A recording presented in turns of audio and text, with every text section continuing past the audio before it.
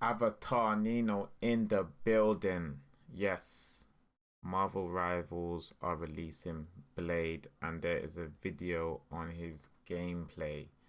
So I think it's a full move breakdown. So let's get into this one right away. Marvel Rivals Season 3.5 brings one of the most anticipated heroes ever to the game, Blade. He officially drops on August 8th, but I got early access to the PTR to check out his moveset. I haven't been able to get into a proper match yet, so this won't be a full-on guide to mastering Blade, but I can give you a tasty little preview of what he can do, so let's get into it. First off, I'm playing with a PlayStation 5 DualSense, so any button prompts I mention will be for that controller. That said, I'll throw a handy little graphic on the top right corner of the screen so you can match it to What? We've been waiting for Blade to be in something. I missed the Blade games from back in the day. I did love those. But I think the fact that he's going to be in Marvel Rivals is quite cool. And I was glad that I got to see him using his sword already, which was amazing. And now I'm getting to see him use his gun. So it looks like he's going to have a full loadout on all of his tools instead of them tying him down to like one, which I'm so happy about. Whatever control scheme that you prefer. Blade is a duelist who fights with two weapons, the Ancestral Sword and the Hunter's Shotgun. He's rated 3 stars on the difficulty meter, mostly because he's a melee-heavy hero with 2 stances. Much like Cloak and Dagger, Blade players will constantly be switching between his ranged and melee attacks, as well as between his default stance and his more melee-focused Bloodline Awakening stance. In his default stance, you can press triangle to switch between his sword and shotgun.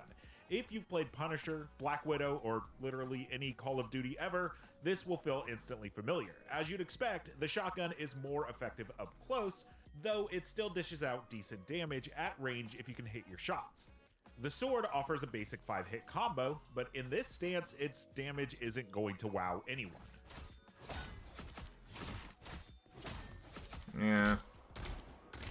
Next up is the Daywalker dash on L1, which changes effects depending on the weapon that you're using. So he has to be up close, or medium range at least, to be able to be effective, because you're going to mainly want to use your shotgun, which is hard because, well, against certain characters. And being up close, you do no damage. But yeah, I don't know how he's gonna. It seems like there's gonna be a lot of other people that can do stuff to just stop him from being able to be effective.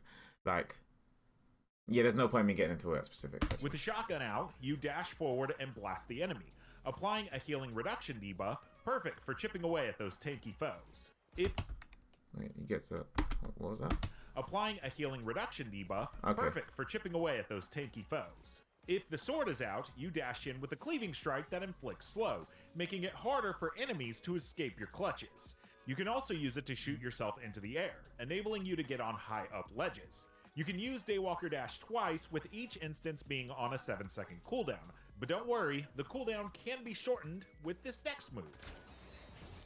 Blade's final default stance ability is Scarlet Shroud. It makes you unstoppable for a short time and reduces damage taken from the front. Plus, every bit of damage you take while it's active helps reduce the cooldown of Daywalker Dash. Simple, effective, and pretty stylish.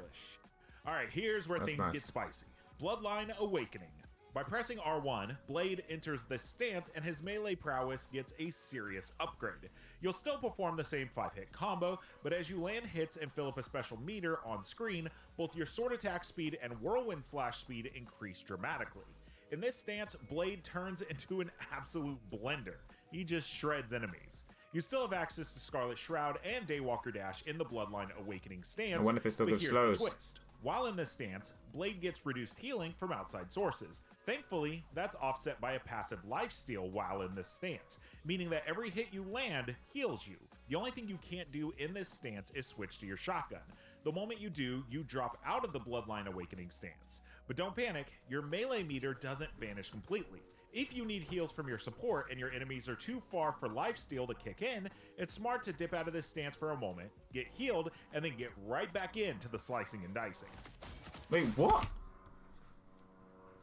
No. No, no, no, no, no, no, no, you don't get that. You don't get that. You don't. You don't get that. You don't get to just have no healing come out of the stance, get healing, and go back into the stance. Why? Why was he given that? Come out the stance, you're out the stance. You got to commit till you're either scared to run away or death. Do you know what I mean? Nah, come on. Alright.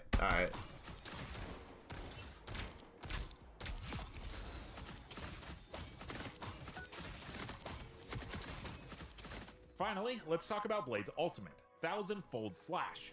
When activated, you'll create a path on the ground for Blade to dash through. Confirm it with R2 and watch as he zips forward, leaving behind a devastating trail of slashes. It's not just eye candy, the damage is legit, and anyone caught in its path gets hit with a healing reduction debuff.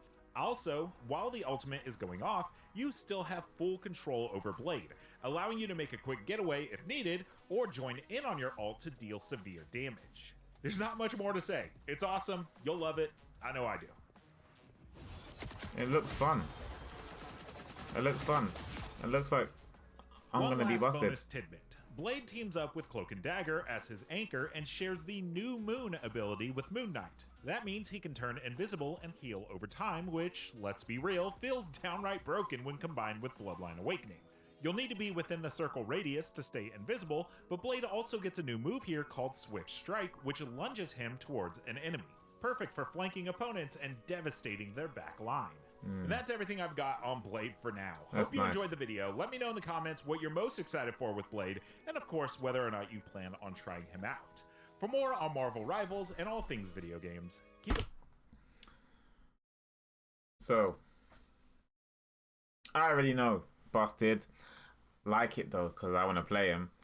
I was saying, no, you don't just get to do that, but if I do get to do that, it's going to be fun. I think he's going to be quite a busted character when you're in that stance. If you can dip in and out of it and, you know what I mean, get in and out of fights and flank. He seems like a very good assassin to have on the team, and I'm going to have fun playing him.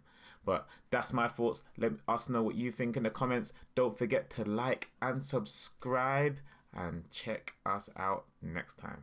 Peace.